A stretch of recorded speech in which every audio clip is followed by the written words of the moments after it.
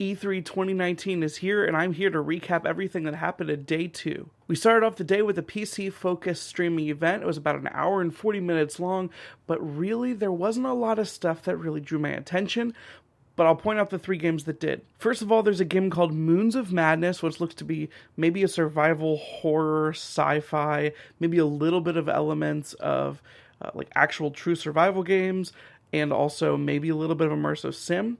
Looks to be themed with cosmic horror, and so that looks kind of interesting to me. A game that looks super interesting to me is called Remnant from the Ashes, and this game looks to be a third-person shooter that also takes cues from Dark Souls or Bloodborne. So you've got these weird, crazy monsters with dodge rolls that you can do that try to memorize enemy patterns, but you're also shooting them with a gun. That seems really cool, and it looks like a cross-section. Oh yeah, did I mention it's also co-op? You're supposed to play it with friends.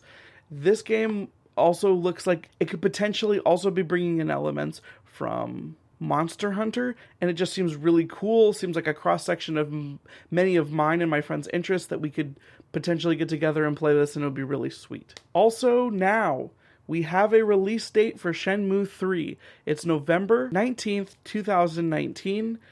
This game kind of looks like exactly what you might think it is, which is a Shenmue game in 2019, which is just a weird sentence to say. I'm surprised we got a release date because I expected that game to never come out. Lastly, another super interesting game that I saw in the PC streaming show is a game from Sam Barlow, known for most recently making the game Her Story, which is a favorite of both mine and my wife's. This game looks to be taking cues from the gameplay of Her Story, and you're searching through video databases to try to solve a mystery. The game is called Telling Lies, and there's no release date or release window on it, but I'm super excited for what this is. Like Her Story, it also looks to be an FMV game, but this time it looks like there's going to be a lot more actors and actresses involved in the whole project. Second, we got an Ubisoft conference. They started off the conference with Watch Dogs Legion, which we found out is coming out March 6th, 2020. The game looks super interesting, and the main hook for this game is that there's no single protagonist.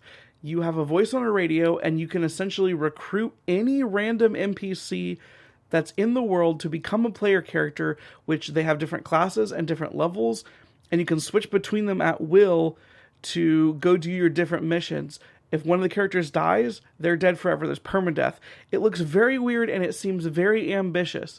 So far, from what I've heard from people that are actually at the conference, it seems to work, though, and kind of deliver on that promise. So we'll see how that turns out, but that's a really interesting concept.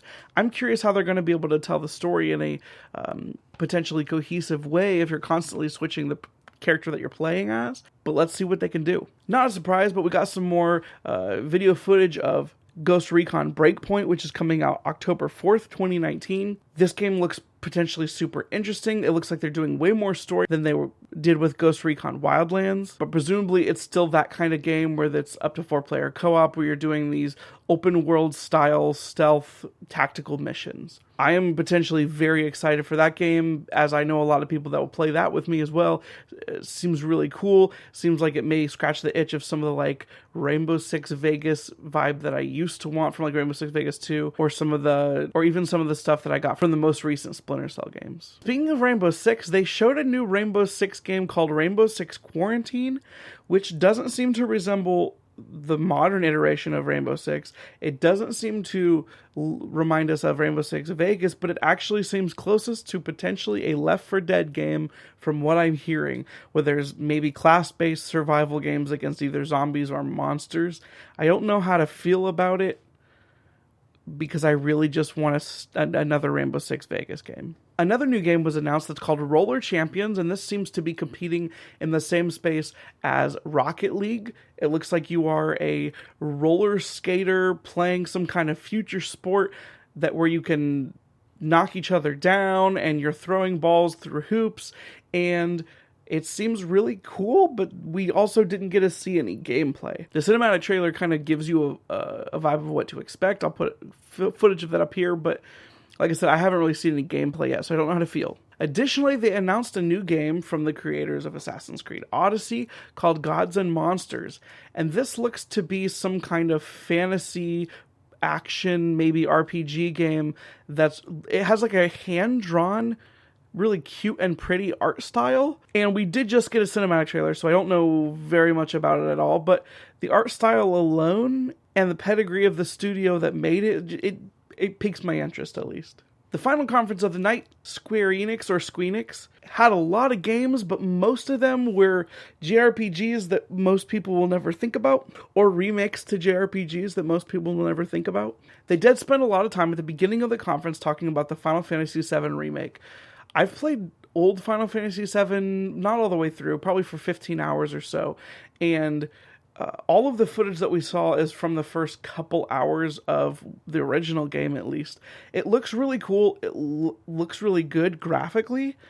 They're changing up the combat to be a little bit closer to Kingdom Hearts, but with the ability to pause time and use special abilities, which is more reminiscent of the old Final Fantasy games. They seem to be continuing the idea of releasing this game episodically. But they've also kind of implied that it might come on 2 Blu-ray discs, which is, I don't know, it's just going to be a huge game. And also, I'm curious how far the first episode will go. Like I said, every single bit of footage that we've seen is just from the beginning of the game. And I'm not sure when the game is supposed to release, but I would expect to see some more environments than we've already seen. And I'm just not really sure the status of that project. Another highlight of the Square Enix conference is that the People Can Fly group, the makers of Painkiller and Bulletstorm, are making a new game called Outriders. We just saw a cinematic trailer here. We don't know what that means, but we heard the developers say that they're taking in elements of all the games they've made previously and doing this. So we might see some more stylized first-person shooting, though it does seem to have a much more serious and darker tone than we got, obviously, out of Bulletstorm, which is just a buck-wild game. And the final major thing that we got out of the Square Enix conference was they got up and they tried to talk about the new Avengers game. And I've never heard someone talk so much about a game without saying essentially anything about the game. We know that you're going to play as the Avengers. We know that the game is co-op. We don't even know for sure what type of gameplay it is, though we can kind of estimate that it's a third-person action game, probably mission-based that you play with your friends.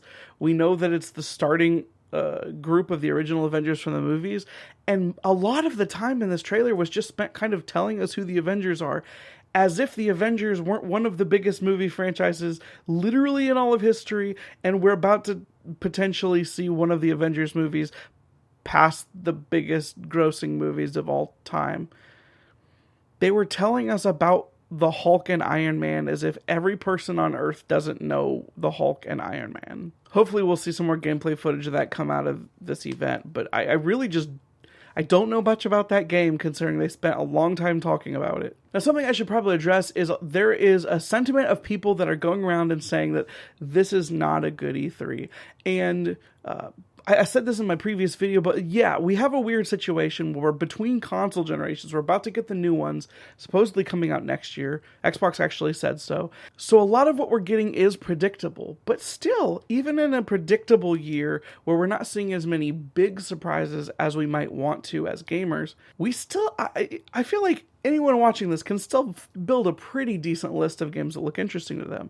Today we saw 3 conferences, and all of the games that I listed all seems interesting to me on some level. Plus there's the games that we saw yesterday, and we still have Nintendo tomorrow. So I don't really want to give the vibe that this is just not a good E3, but it is a safe E3. Anyway, if you enjoyed this highlights video and you want to see the highlights for the stuff tomorrow, make sure to subscribe and hit the bell button so you'll get notifications when I post another video. We really appreciate that. Also, if you like the video, you can give it a thumbs up. That's another way of letting us know what you think. What games are you excited for out of this E3? Go ahead and comment that below and we can talk about it. One of the greatest things about a show like this, when there's so many games still being shown, is that there's probably something that appeals to everybody. So I'm curious to see what other types of games you people out there like. Anyway, thank you for watching. Have a good day. See you tomorrow.